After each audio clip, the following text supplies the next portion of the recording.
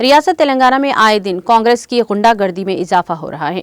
भुवनगिर में भी आज एक ऐसा ही वाकया पेश आया जिसमें सदरनशीन जिले परिषद संदीप रेड्डी के 7 कांग्रेसी कारकुनों ने रियासती वजीर इमारत व शौर्य कोमटिरेड्डी वेंकट रेड्डी की मौजूदगी में बदसलूकी की। ग्राम पंचायत की इमारत की इफ्तिताही तकरीब के मौके पर कांग्रेसी कारकुनों ने संदीप रेड्डी पर हमला की कोशिश की और प्रोग्राम में हंगामाराई की। तफसीलात के मुताबिक यदाद्री भुवनगिर के मौजे गुडुरू में ग्राम पंचायत इमारत की इफ्तिताही तकरीब का इनेकाद अमल में आया। तकरीब में वजीर कोमटिरेड्डी वेंकट रेड्डी भी मौजूद थे। तकरीब में सदरनशीन जिले परिषद संदीप रेड्डी तकरीर कर रहे थे कि कांग्रेसी कारकुनों ने हंगामाराई की। संदीप रेड्डी ने कहा, बीआरएस हुकूमत में मंजूरा फंड से तामीरशुदा इमारतों की इफ्तिताही तकारीब में भारत राष्ट्रीय समिति पर ही तनकीद मुनासिब नहीं है। उन्होंने रैतु बंधु स्कीम के तहत माली इमदाद के तकाजे पर जूते मारने की रिमार्क पर भी तनकीद की।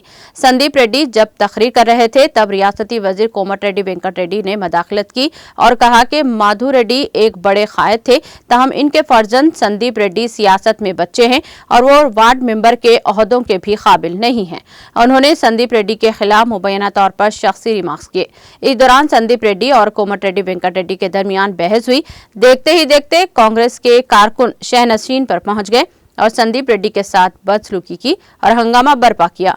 संदीप रेड्डी को ढकेल भी दिया।